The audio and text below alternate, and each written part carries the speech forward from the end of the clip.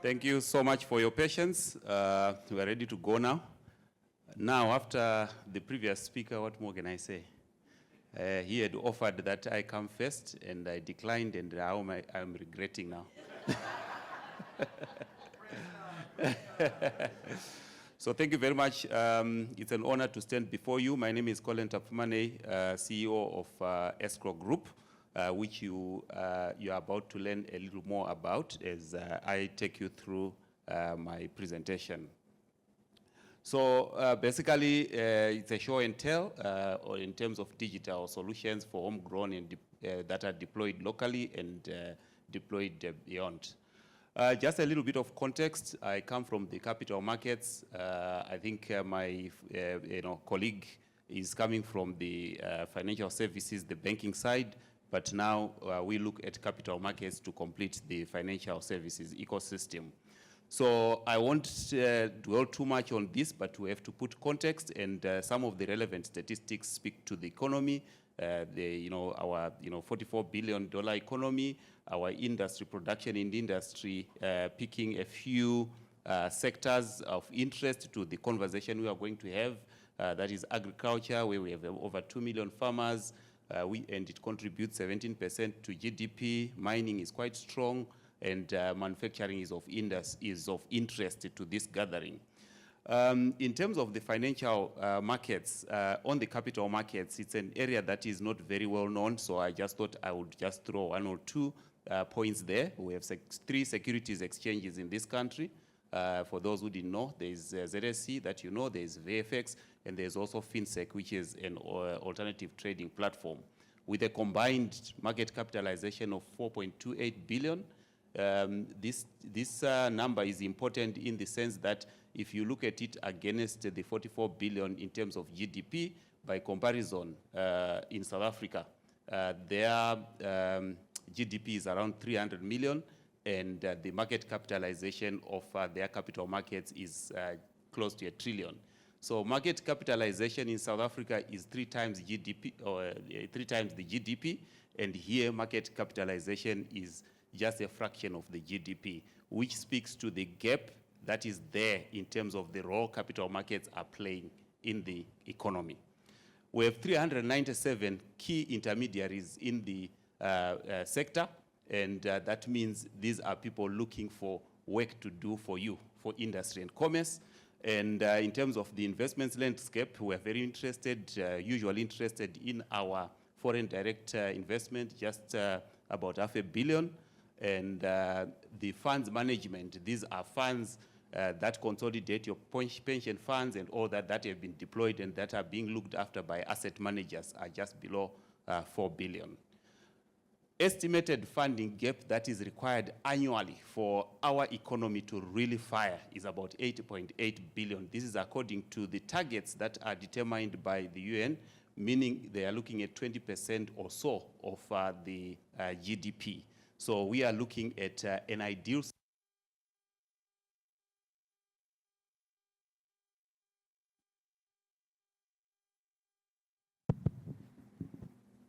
So we are looking at an ideal situation where with 8.8 billion injected into our economy, we should be in the promised land. So a number of problems and opportunities that inform the conversation we are having today. We look at a balanced approach on the enterprise side. Access to capital is a challenge. If you are looking at the debt market, local debt market, at interest rates ranging between 12 and 18%, in terms of growth that we desire, this is undesirable because this is 12 to 18% on US dollars. When we look at capital formation, are our people saving? This is a big challenge, and if our people are not saving, then where are we going to get the capital? And intermediation, I've talked about 350-something intermediaries, but look at the percentage of our population that is involved in accessing capital markets, just 1%. And those 357 intermediaries are trying to make sense of a market where participation is restricted to just 1%. But there are serious opportunities. If you look at it, according to statistics, we have real estate in terms of value of about 85 billion. This is actually idle capital. If we look at biological assets, livestock and stuff like that, estimated to be at 3 billion, is that being utilized? So I'm throwing these numbers in the context of the financing gap that I've just mentioned, and we do our comparisons. In terms of activities, why are people not saving? It's a question that we need to answer, but we have 2 billion at least of remittances coming into the country, which is just coming for consumption, yet we are not saving.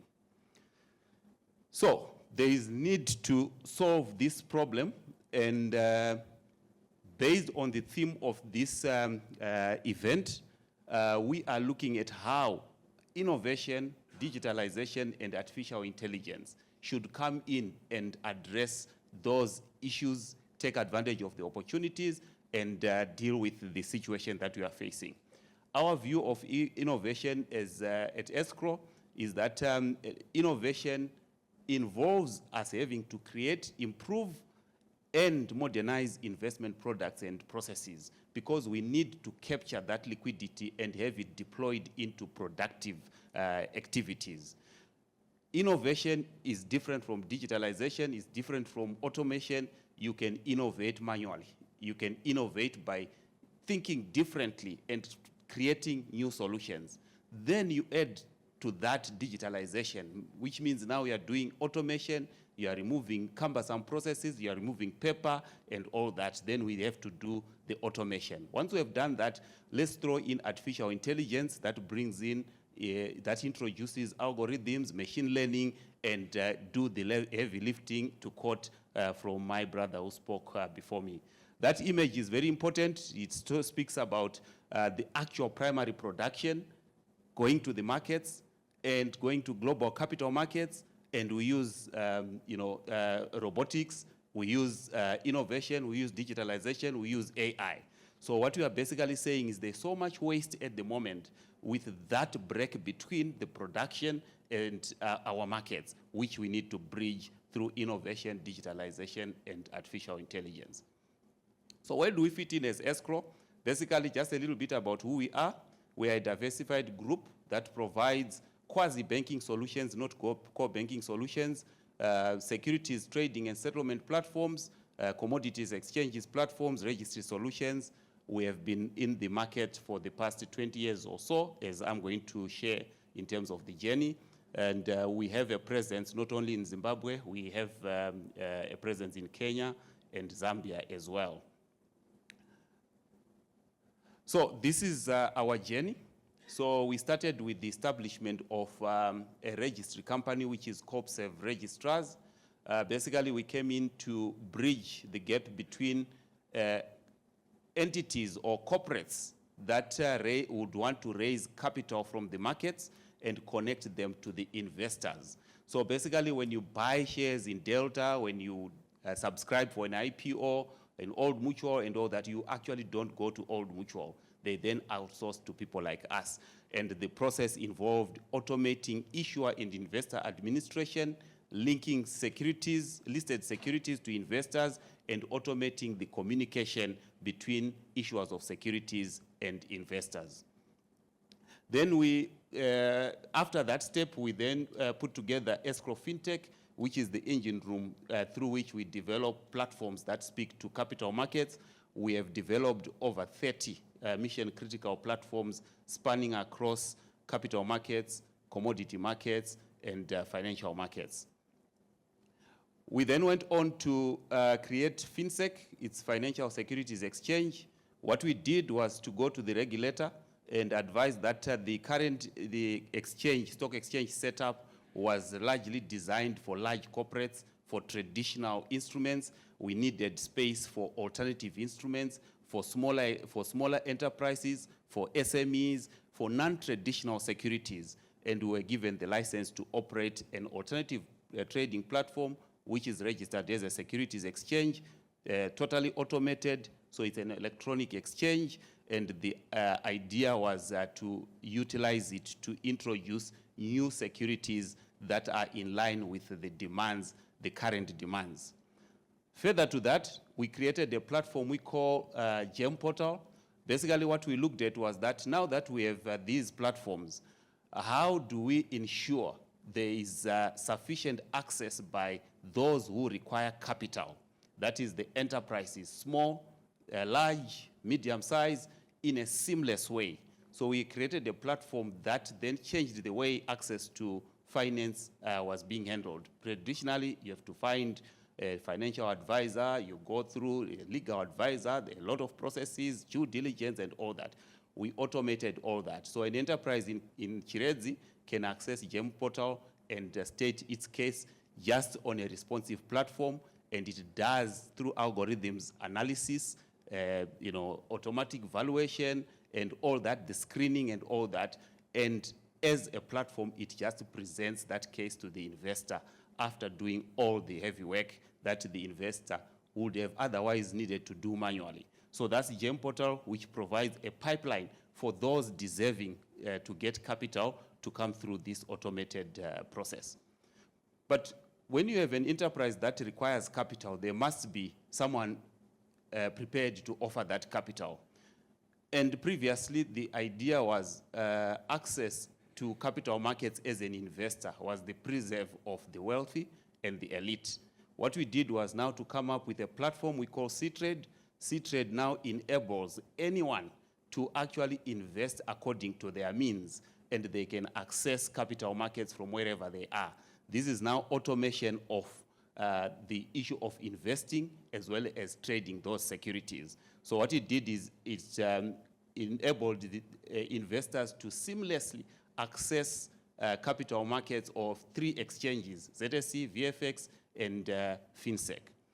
Previously, for you to actually buy shares for the first time, you needed to open an account with a stockbroker, you needed to have an account with a transfer secretary, with a custodian bank, with the depository, with stockbroker. I've mentioned about 4, 5, 6 organizations. With C-Trade, once you just access C-Trade and you open an account, it automatically opens your trading account with all the various players without you ever visiting them or knowing where they are. And you start your investment journey. If there's a company that wants to issue an IPO, it doesn't matter whether you are in Bulawayo, you are in Mutare, you have equal access.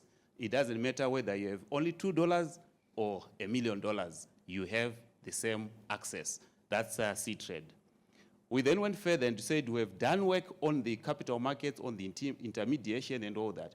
Why don't we also go to primary production? So we then came up with the ZMX, the Zimbabwe Mercantile Exchange. The idea behind ZMX is to now look at the primary produce commodities and ensure that access to markets, access to finance by anybody who is in the production cycle is now seamless. So this is where we then came in with an innovation that involved introducing a warehouse receipt system that converts produce into a security, into a financial asset that can now enable our farmer, even a small farmer with just 2 tons of maize, they can now automatically be financially included by issuing them with a warehouse receipt that automatically gives them access to insurance, to markets, and to finance. That then connects them to the financial markets. Then lastly, this is about to be unveiled. We have come up with a platform which you call Era Financials. This is a research and analytics or database platform that harnesses all market and industry data to create a platform that enables our platforms to inform. We are talking of robo-advisory. So we are developing this to enable an investor to actually be advised on the go based on data, market data, performance of our markets, and the like. So this is actually in pilot phase, and it should be going live shortly. So our regional and international journey. So most, and if not all that we have done, we also have been able to do those in about 10 African countries, and we also managed to venture outside Africa. And just echoing what my colleague mentioned, we also sought to reverse the trend. We get platforms and systems from Asia, but we were very thrilled that one of our innovations went into Asia, and the warehouse receipt system automation in Pakistan is based on our platform that came from here. So we have our footprint in Kenya, Zambia, Swaziland, Uganda, Tanzania, Nigeria, Rwanda, Botswana, and Malawi, then Pakistan.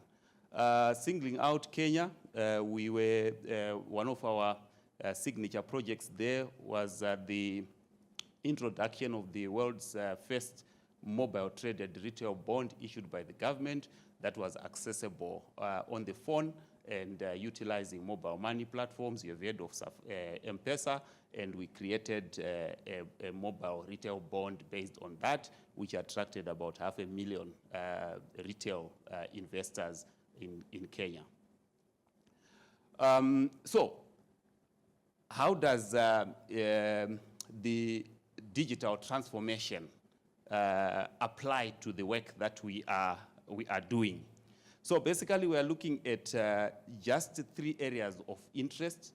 That is the primary production, as I've mentioned, the actual processing, that is the industry, as well as the investment side of things. So what we have done is to then say, with the innovation around the warehouse receipt system, let's ensure that agricultural produce, for example, mining products, for example, as soon as they are ready for market, we immediately have them securitized. Once we do that, we are able now to empower millions of people. And with that, that's where we came up with this warehouse receipt system and Zeremex. And then GEM Portal takes over from there when an agro processor wants now to acquire, to buy the commodities and all that. Liquidity is a problem. I've talked about the financing gap and all that.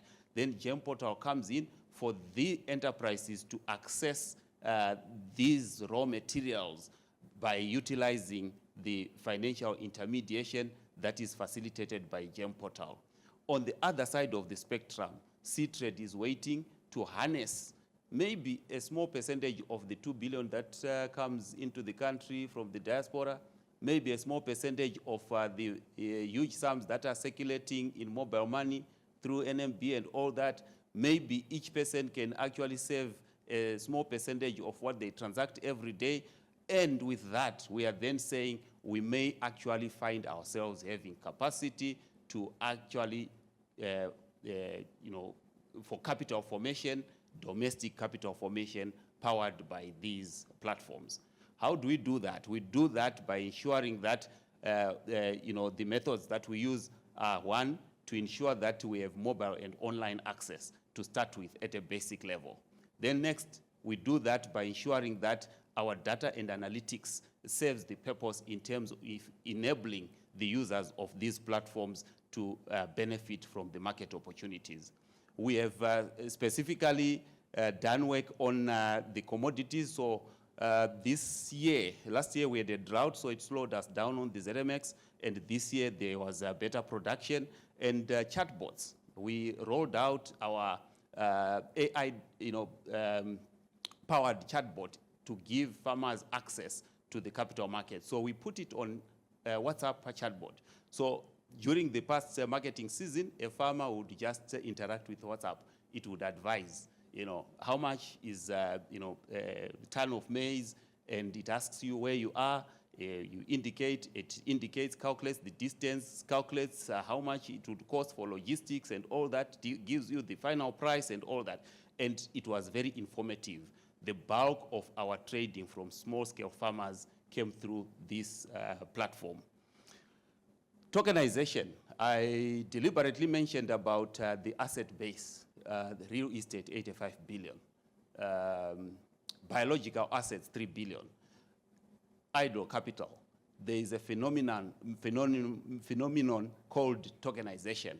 This is now the best way of converting idle assets into securitized assets that you can sweat. And that is now the next big thing that we'll be working on, so that we unleash the power of the assets that we are sitting on, so that it actually comes into the mainstream markets. So looking ahead, so we have done our part, but for this journey, it's not for one entity, because if we continue to do it alone, we might move fast, but we will not go very far. But if we move together, then I think we can go, much further. So the biggest thing that we are looking at now is to establish partnerships and collaborations around these platforms, around these innovations, around these automations, so that as a collective force, we can all achieve our collective aspirations. Ladies and gentlemen, I thank you. We did a deal. So I traded some of the time. So. All right, fantastic, fantastic. Questions, guys? Q&A, I've got a hand at the back there. Let's do a cycle of 3 questions that you can respond to. But again, let's give him a big round of applause, ladies and gentlemen, for his presentation. Thank you so much. Thank you so much. Okay. Thank you very much for that presentation. I just wanted to find out from you. You're quite extensive in terms of the capital markets. I wanted to find out what is required to actually deepen the capital markets. I see you've got a lot of products that you have presented to us, including ZMX commodity exchange trading. And secondly, I also wanted to find out from you, I know previously, it could be late in the early 2000s, there were other securities that were in the market, for example, the derivatives and options. What is your view in terms of having those come back again on the market? Thank you. All right, thank you. Any other question, guys, from the floor? Okay, Florence. Good afternoon, everyone. My name is Florence Takaendesa, and I am from CZI. Thank you so much, Collen, for your presentation. I'm not so sure, are you at liberty to share how you, like your journey of developing the software on research you're about to launch, whereby you'll be giving insights to investors on how to, or maybe the necessary information for them to make investment decisions. Where I am coming from is as CZI, I think we would be interested in learning more about that model. We would like to complement your efforts and do that for the purpose of informing policy development. We are of the view that we collect so much data from industry, and if we aggregate that together with macroeconomic statistics and the like, we might be able to give also sort of like similar insights, but for the purpose of driving policy and a better operating business environment. Thank you. All right, thank you. But what I do know, if somebody says, are you at liberty? Usually the answer is no, I'm not at liberty. But he will respond to that one. Third question, we good? Sir. Thank you. So regarding market depth, so this is a function of product development, product diversity, and so what I would say is, firstly, for the market to grow, you need the infrastructure. And once you have the infrastructure, you need the participants, you need the liquidity, and you also, along the way, you need innovation. What we have been able to do very well in Zimbabwe, comparing other countries of, that are similar to us, is that we have been very good in terms of developing market infrastructure. Wherever I go, people get surprised that little Zimbabwe has 3 stock exchanges, for example. And these are not, Mickey Mouse exchanges. These are well-structured because we have a very well-structured regulatory environment. So these are very serious exchanges. We do have that. As you have noticed, we do have intermediaries, very well-structured broker systems, custodial, everything is in place. And to some extent, we feel we are proud that we do have products. I think in the southern region, we will probably score first outside of South Africa, of course, introduction of new products, ETFs, REITs, and all these things that we hear about. We do a lot in that. the biggest challenge we have is the liquidity, the capital formation side. That is where the biggest problem is, and that is what frustrates investors. So we can put a product there, and if someone on C-Trade gets interested and they subscribe, and the next day they are broke and they want to sell and they can't find anybody to buy, their confidence comes down. So the liquidity is the challenge. Market depth will be a function of the response of the liquidity to the products that we are coming up with. Now, do we then sit back and say, because we have a problem, it doesn't work? This is why the platform like today comes in to say, we can then innovate around that. We can create market depth. We can create liquidity. Why do I say that? You open a betting shop just here tomorrow, it will be packed. You come up with cryptocurrency hidden somewhere, you only know it when it has been closed and when people are being arrested, that 25,000 people were fleeced. So the appetite is there. But the issue is that the way we have structured our markets is not attractive to how our people, it doesn't speak to our people. The things that speak to our people when they come, the money is there. So our depth is going to be based on whether we are able to emulate the pyramid scheme. I'm not shy to say that. Are we able to emulate the conveniences and the excitement in a pyramid scheme, in a regulated market, and you get that liquidity, and you get that participation? Are we able to emulate the tokenization that is happening throughout the world? You then get the liquidity. So we are just a few steps away, and one of the things that we just need to do is to ensure that our regulators are in tune. We can do all these, but if the regulator is behind, then the depth may not happen. But I must say, and in case I'm misquoted, the regulators have been absolutely supportive, but they have to do things by the book, through processes. If the law does not allow it, even if the regulator is understanding you, but if the law does not allow certain activities to take place, you just have to wait to be patient and to have the law amended and adjusted, which is not an easy feat. When it comes to the issue of things like derivatives and such products, I think we have had these things before. Even the ZMX, the commodity exchange, it's not the first time we have a commodity exchange. Those who may remember, there was ZMS and the like. These concepts have been there.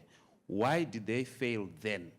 They were structured and positioned for, certain elites. So derivatives were a preserve of banks, bank treasuries and all that. But guess what? In our day-to-day activities, we actually, our people, our relatives in the rural areas, interact with the derivatives. You talk of contract farming, and you are told, I'm giving you this, these inputs. You're going to sell back to me at this price on such and such a date and all that. That's an option contract. So we just need to adjust our terminology and update our rules and update our technologies. The concepts are not new. But if we go to present ourselves to our people, to our farmers, to say, we want you to write option contracts, you are talking nonsense to them. But you can actually put correct labels, and the same concept is being undertaken. What is the answer to that? It's innovation. Innovation in terms of how you communicate, innovation in how you package the products, but they speak to everyday activities. There is nothing new that is coming in. Then in terms of our development journey and all that, fully agreed, collaboration is the way. But just like NMB said, there is a time when you are not able to convince someone when it is at an idea stage. So you first take the risk on your own. You attempt, you pilot. If you lose money quietly. If it doesn't work quietly. When you now see signs that it can work, it is the right time to find the right partners. One, to improve the product, as I have just mentioned. Two, to scale it. And three, to have a collaborative approach for maximum impact. That's what we are ready to do. All right. Are we answered, right? The second one? Okay. Happy days. Thank you very much. Let's give him a big round of applause. Thank you so much for that presentation. I'd like to ask Sekai now to come and give us the AI and digitization for manufacturing pilot project launch. Sekai. Thank you very much, and good afternoon, everyone. I come bearing no ribbon, as you can see, so there's no ribbon to cut in this launch. It is an announcement of an initiative that we have embarked on, and what we did, I think some of you met Dr. Yose a few months ago, yeah? And we spoke to our companies. We also realized that we probably had a capacity gap. We appreciate all the work that NMB is doing through XPlug, but maybe it's not enough. We have a lot more talented people that are out there that are trying to find their feet in the technology space and in AI. And besides the certification, they also require active technical supervision. And we decided that we would pilot a process where we have this team here working with a local cohort of some of these AI and tech entrepreneurs or enthusiasts when they're working with our local companies, so that they provide supervision and they provide technical backstopping, but they begin to build, also to contribute to building local capacities so that we have more practitioners in the economy that can actually enhance our capabilities and continue the development as we progress. So they will be visiting one of the manufacturing companies to explore its manufacturing facility and the business so that they can actually begin this process with Dairybod, Zimbabwe. But they are also going to be visiting a couple other companies who may also be onboarded one way or the other. And I think after today's discussions and after these presentations, there are other opportunities for partnerships and collaboration that can be explored. And we are glad to say that what we have embarked on is really our AI and Digitech for business journey that we are starting at a collective industry level. And it will be collaborations, it will be knowledge exchange and knowledge transfer.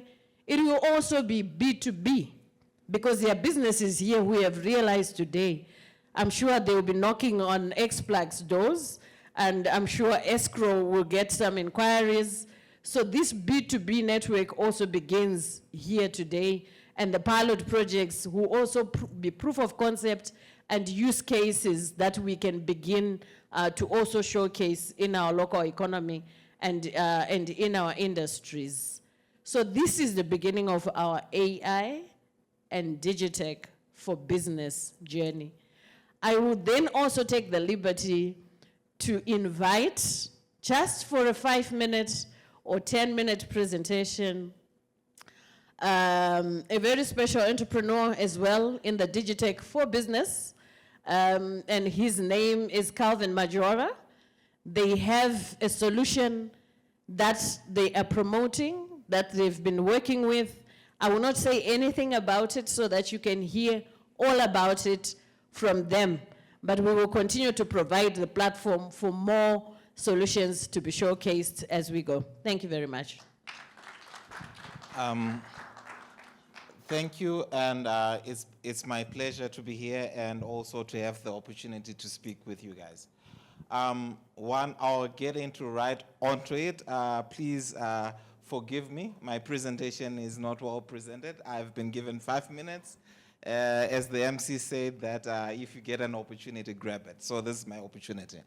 One of the things that we are starting to do Marrying into yesterday's session with Memory Ngui was an issue of making decision-making from the numbers, from the data. And one of the key issues in Zimbabwe is we're losing a lot of money from accidents, be it on the road. On the road, we lose an estimated 400 million. We are number 2 in the world in terms of deaths from road accidents. I'll repeat again. We're number 2 in the world in terms of deaths from road accidents. So what we have is a solution that also covers that. Most of our accidents, about 90%, are caused by, they're caused by human mistakes, which means that we can lessen significantly what we have in terms of the accidents and the things that happen. So our solution is called a Vienna test or Dover test in South Africa. In South Africa, it was introduced in 1984. I'll repeat that. It was introduced in 1984. It's now part of a mandatory test for certain industries like your mining, construction, etc. In Zimbabwe, this system had been used by Zimplats, Ungi, Mines, Tonga, Tulet, all companies that had South African influence, because in South Africa, it's now part of the legal mandate. What does it do? It tests, instead, it tests your drivers. It's a psychometric test, which means it's practical. It's unlike our defensive driving. If I'm to borrow from the data that Mr. Ngui did, he actually did research on the applicability of this system in Zimbabwe. And this data showed that our defensive driving, there's no correlation of sending someone for defensive driving and them being a good driver. Will just allow me to be all over so that I quote his word. He says in their analysis of proportion, we noted that there is no significant evidence to suggest that holders of a defensive driving certificate are less prone to accident than non-holders. Put simply, there's no evidence from the data that holding a defensive driving course makes a driver less prone to accident. However, it seems that we love rigidity and we have continued to use the system. So what we have done, and the good thing is this system these are the results of the research that was done by Mr. Ngui. What he found out was that in the system, the people that were said to be not so good drivers, 57% of them had an accident. So I'm just thinking that as a company, you can think about 2/3 of your workers that the system flags as bad having accidents. So the system is not about firing people. What we can use the system to do is you can use it to grade your drivers. You know A, B, C, D. Your A, B, you give them the best of your equipment. If they face a problem, they're the best to react, they're the best to make decisions. Your C and D, you manage them. So you can use this when hiring. It just does not work for drivers. It works for mining, it works for security personnel, it works for the guys that in manufacturing, machine operators from a crane, forklifts, etc. So that is the business case. That this is, I'm not taking from me, because if I took from me, you would say that this guy is selling. So this is Mr. Nkui's research. They established that the psychometric test can be used especially for drivers, that it can be used to identify even if we have no data about what you are or anything about you. So in a nutshell, I will also leave you with some of this system is worldwide. It was created in 1954. It has been used across all the world. Companies in Zimbabwe, many companies in South Africa, from the Air Force of South Africa, etc., they're using it. So it might come. So one of the things that we have learned is that innovation might come to it. Either it can be forced upon industry. And right now, there are some movements in the background to have this innovation forced upon you. So I would say that as industry, it is imperative that you run. But more than ever, let's not put a system because we're afraid, but let's put a system because it saves us money, it saves our manpower, and it contributes to our well-being. Thank you.